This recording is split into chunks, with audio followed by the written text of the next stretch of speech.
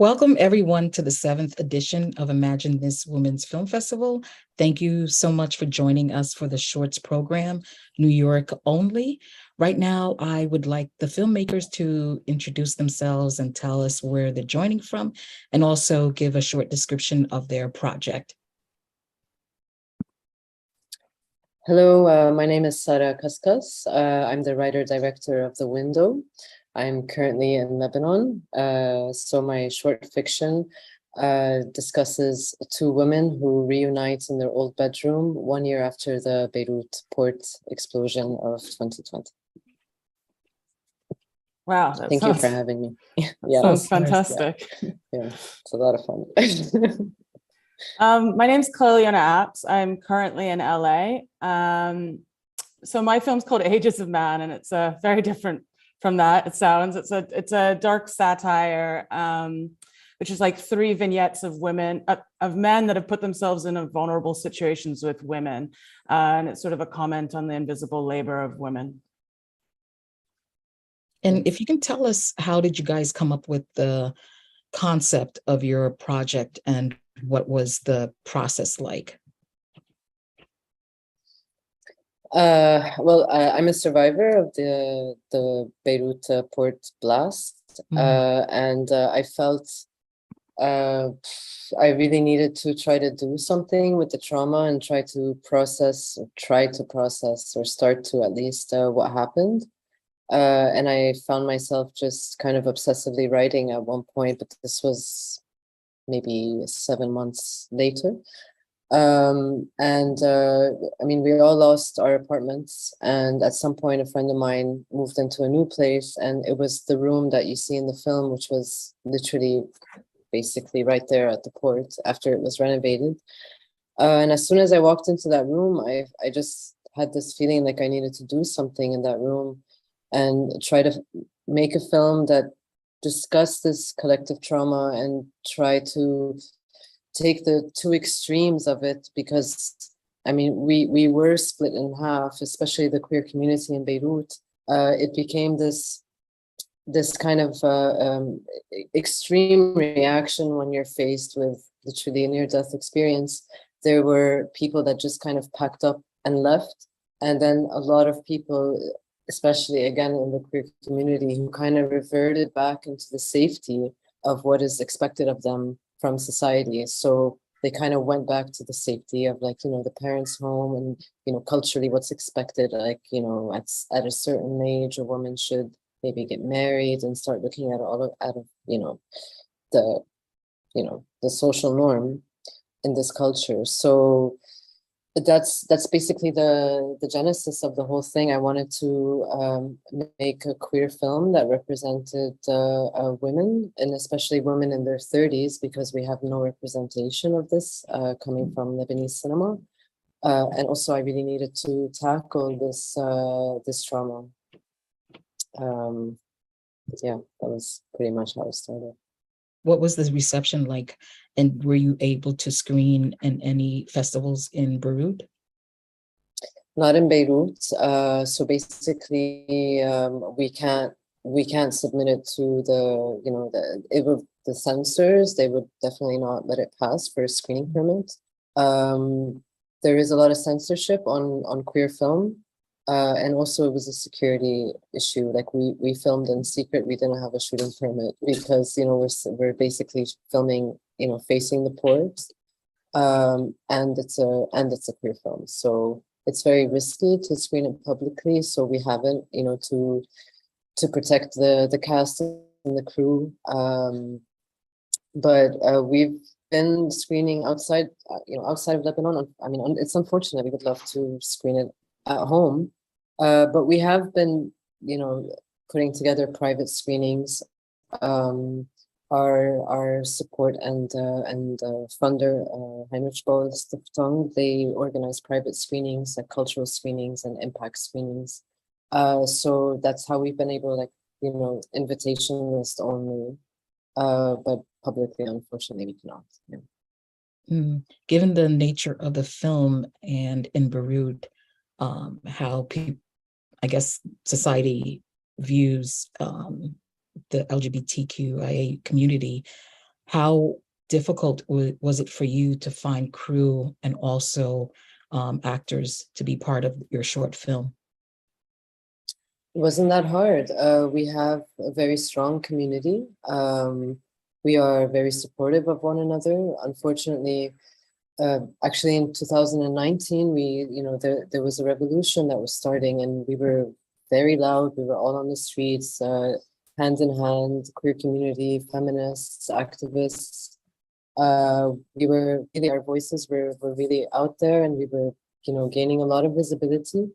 And then when the explosion happened, it really hit the location of all of our community spaces, our safe spaces, and we lost a lot of spaces.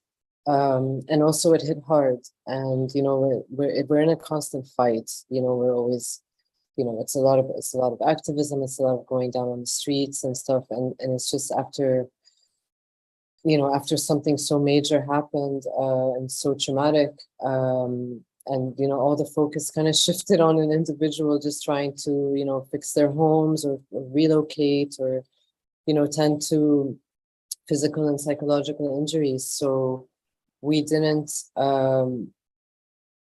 it kind of, I don't want to say dissipate entirely, but it just became really hard to kind of gather ourselves again. But the community is still there, of course, and our entire crew was women, people who identify as women. So that was the entire crew, and that was on a side note. Like me and my producer wanted to do this on purpose. Like it's like a big fuck you to the men who dominate the field by far in Lebanon. So we were able to gather everyone, including the actors, and yeah, we made it work. But it wasn't ever an issue.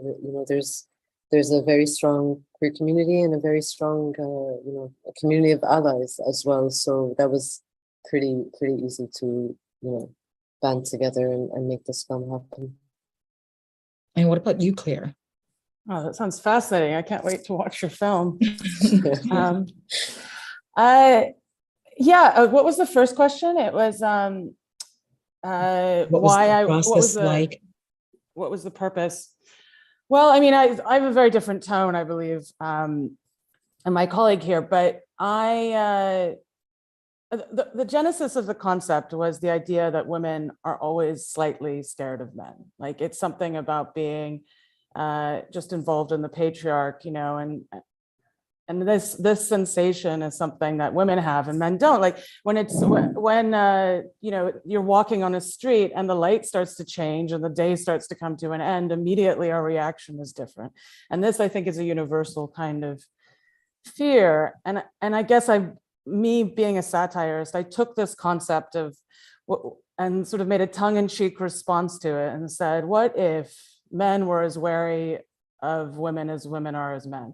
What humor and what kind of flips are in that space? So basically it's three different men it's the first one is saved by a woman, the second one is destroyed by a woman, and the third one is replaced by a woman. And it's taking these, and it's sort of like three punchlines that, although it's a real sort of fun and silly ride, it has this sort of deep undertone that hopefully stays with the audience afterwards, which is the type of films that I really try to make. What would you say that you want people that are watching your film to get out of this film? I guess it's sort of like an extension of what I just said. It's like you laugh at it at the beginning, and then afterwards you think about whether you should have laughed and what about the experience made you laugh past the joke, and then to roll around with these characters for them to stay with you for a little bit of time afterwards, because you're only sort of seeing one scene of each of these three different stories, and they're very, very different. They're even different tonally. I guess it's sort of like allowing the audience to sort of explore the greater narrative in their own imagination, and then let them wonder why I made the film, and then why these stories are being told, and through that conclusion maybe come up with some, I never really thought of that kind of moment, or think about something a little deeper. Was it difficult having like the three different parts, like integrating them together, putting them together? Like production wise or Yeah, editing? Oh, production wise. production wise, it was an interesting experience, I think, for the crew. I mean, the actors were different in each one, so only they know I mean, obviously they read the whole script, but they only know the production of their day. And we did it on 3 different days.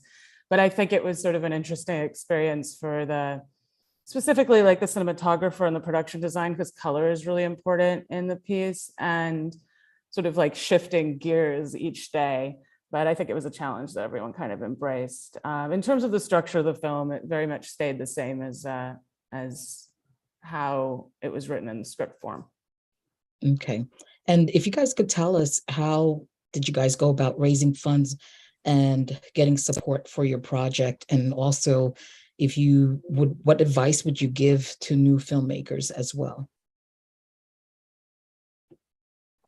Though it was somehow a bit unconventional. I mean, we don't really have a very, we don't have like a very, we don't have like a film fund or, you know, government, I don't want to get into our government, but we don't have this support. So I mean, there are kind of like within the region, there are some kind of film funds, like traditional film funds. But with the window, it was really, I mean, this is, you know, credit to the producer, Liliane. So we really went about it, and it was very urgent to make this film. It was really an emergency because at the time there was all this talk about, you know, the silos that are still standing, like they're completely destroyed, but they're still kind of standing. So there was all this talk that they were, you know, on the verge of collapse, or that the government is actually going to tear them down for safety.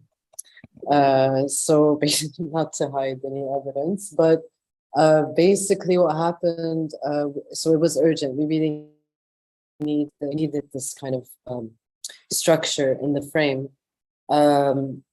So it was an urgent need. So we went to an NGO. It's a German NGO called Heinrich Böll Stiftung. And you know, it really fit with their you know, with their cause and everything like this. So and we, you know, we pitched it to them, and really stressed on the urgency and the importance of telling the story right now.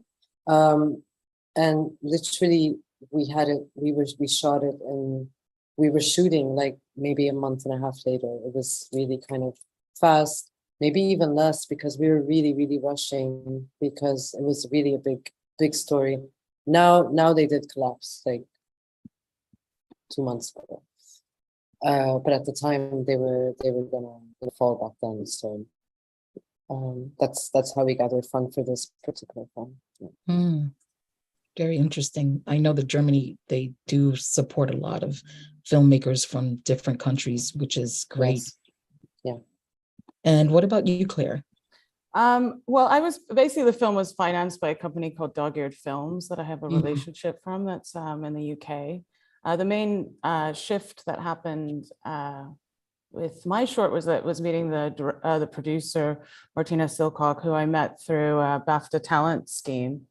And I think there was a real hunger amongst all the group over COVID, you know, being isolated from each other, sort of wanting to start directing again, because for the last couple of years I've been primarily writing.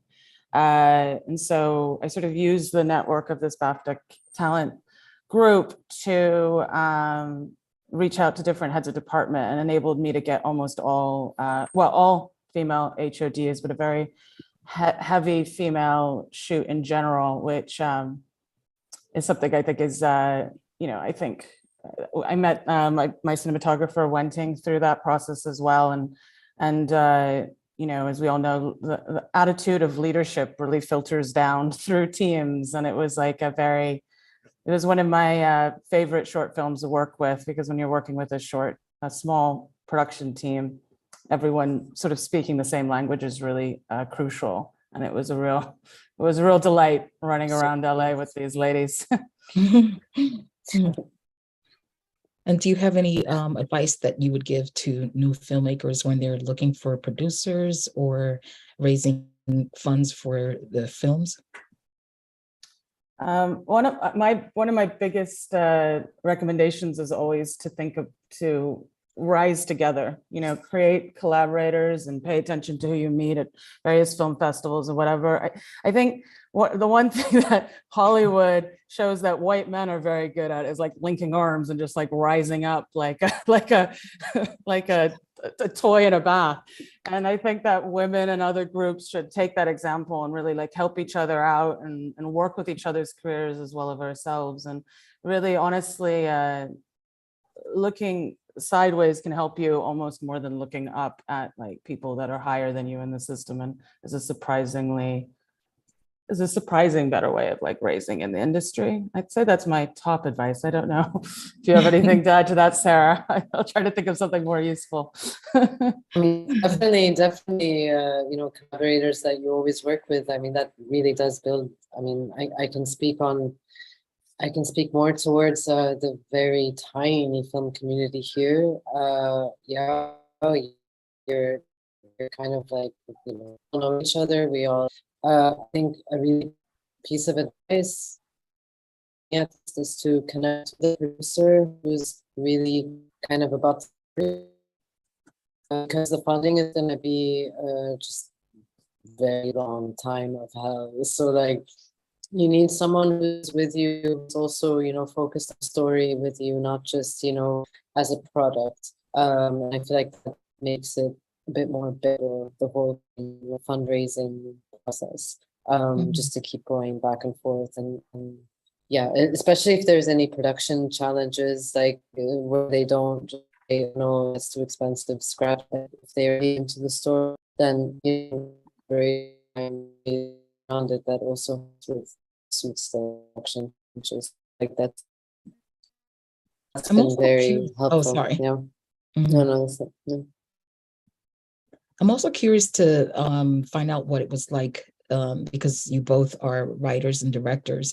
So what was challenging, wearing different hats, and if you guys would do it again? I love it. I really love it. I do it. Yeah, I do it all the time. So I've taken like a pretty long break from fiction, and this is something I came back to with The Window. I've been working on some documentaries, but I'm always writing, and it just comes really natural to me, and it's but it was a really, really interesting writing process, because the split that I mentioned earlier, these extremes of should I stay, should I go, and how you're feeling towards the city itself. What I did was I split myself, because I have them too, like this war between should I stay, should I go.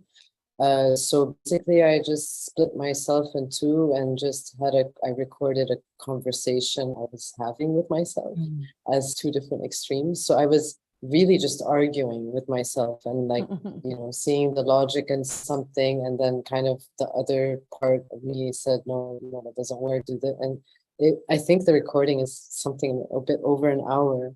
And then what I did was I played it back, and I didn't transcribe it. I just was writing as I'm listening to it, like just something that stuck out to me or inspired me. And from there, those two characters were formed and their relationship. But it really just started with a very heated conversation with myself. But yeah, it really worked with this particular film and needed to happen. I feel it's very natural to between the two, like do both actually. Yeah, I never had an issue with that. I love it. And what about you, Claire? Yeah, I agree. I also really like writing and directing. I think it's important to not be too precious with your own work. That I think is the thing that you have to, I mean, it's a old adage that the story is written 3 times. Once it's script, once it's directing, and once in editing.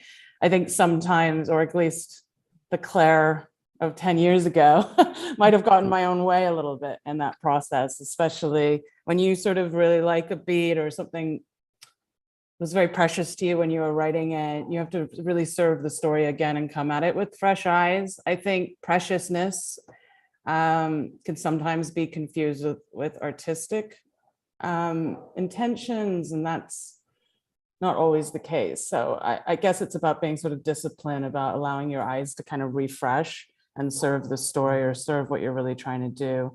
But in terms of the sort of work that that I'm very interested in, this sort of dark satire, like comments on like obstacles that women approach, very feminist forward pieces.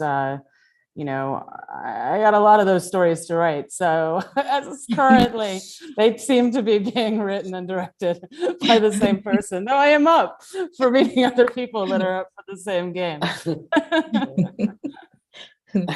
And do you guys have like any good mistakes or bad mistakes that you were able to learn from? Oh yeah. Yeah, you start there. A lot. Yeah, a lot.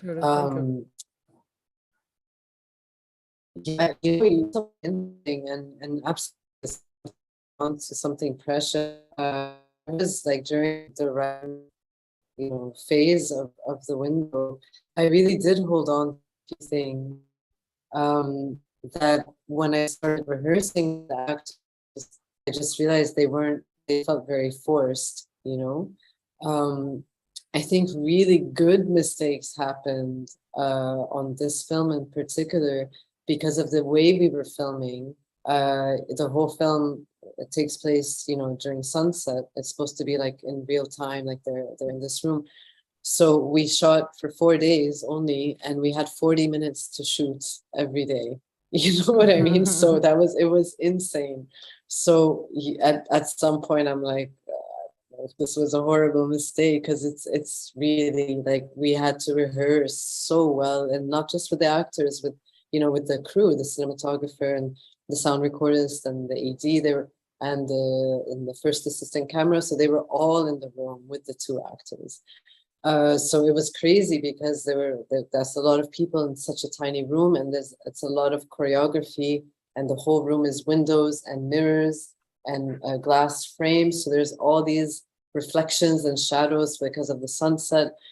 I think at some point I was really convinced this might have been a mistake, but it was important to me to film at sunset because first of all, I really wanted to push this theme that it's such an ugly topic that they're discussing, but there's also something beautiful, and that beauty is also their relationship and their feelings towards each other. So I wanted to play on that visual theme, like the ugly and the beautiful. And also the time of sunset is very, very close to the time of the explosion. So I really wanted to stay close to this feeling of just a beautiful regular day, and then and then it wasn't. But and then it turned out to be a very good mistake. It was so hard to make this film, but I think it I can imagine achieved what we set out to do. Okay, so mistakes. The worst mistake I ever made was actually my feature that I shot a couple years ago when I was wanted there to drive like a 90s car. And I found the perfect looking car, and I was like, and it's going to be really driven, and we're going to have camera on the outside. And it was just constant dealing with this car breaking down. And we'd already made the stylistic decision not to put it on, one of those things that just carries I forget the word of it right now, but so that the actors don't actually have to drive. And I was really sticking to my guns about it. And just my memory of shooting that film was just everyone trying to restart this car constantly. And it was just it was, at the end of the day, it was being precious about something small, and it really wouldn't have, and all that energy, if it had been put towards different things, would have been a better idea. But in terms of good mistakes on Ages of Man, it was not necessarily a mistake, it's more of a misfortune, but the person who plays the dead body got COVID. We're not even sure if he really did, though, because it was we shot on it early on a Saturday morning, and it was like the phone call, it was a little bit like his COVID translation for like too many beers on Friday night. But anyway, So in the last minute, one of the team's husbands had to show up and talk about an ally.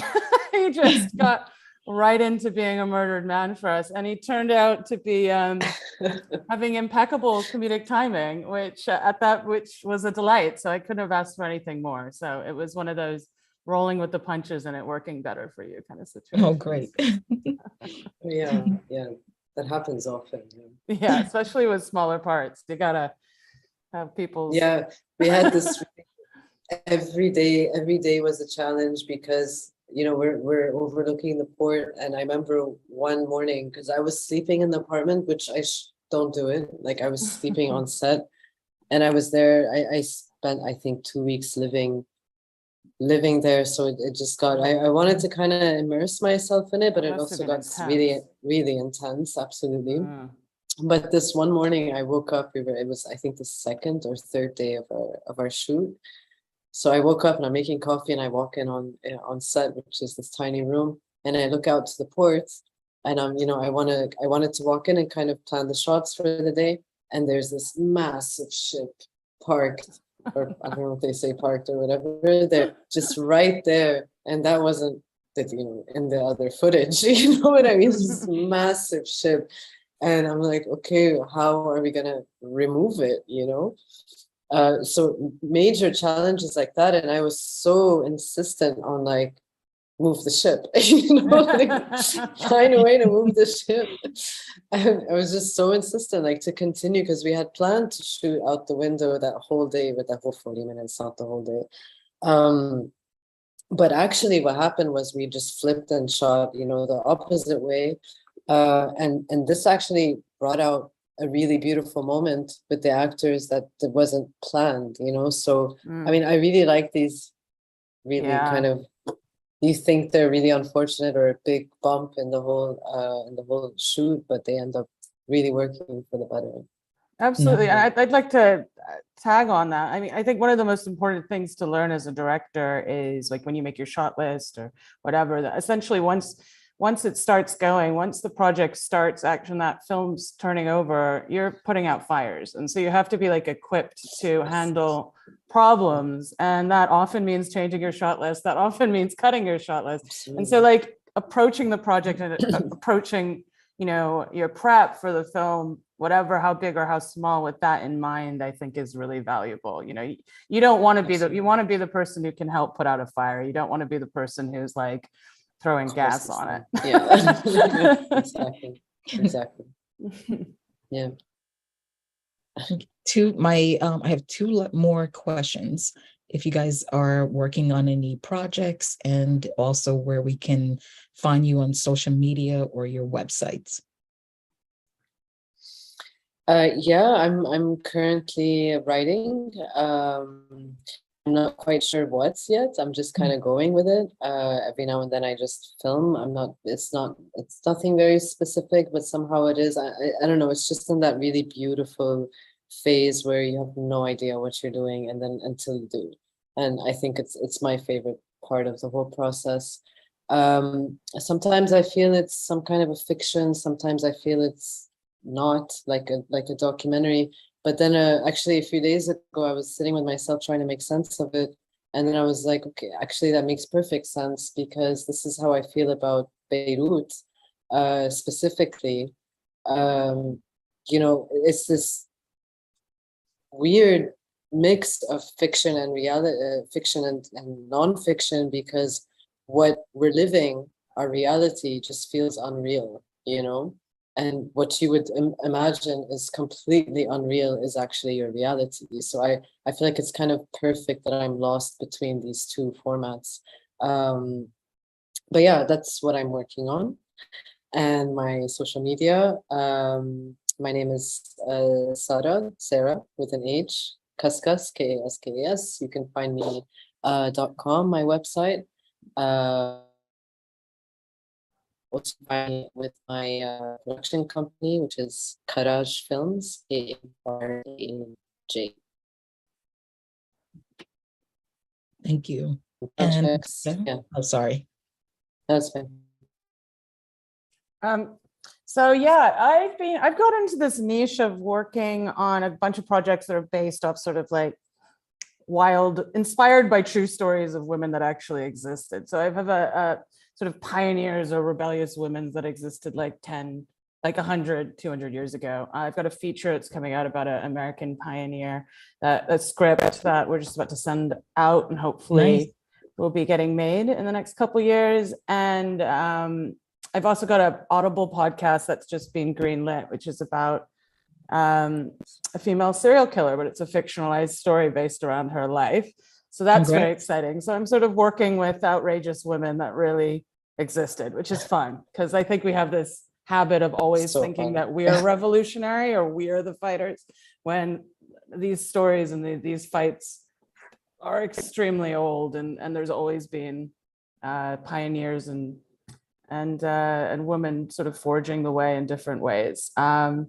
In terms of finding me, you can find me on dogearedfilms.co.uk is a company I work with, and on Instagram at Claire Leona Apps.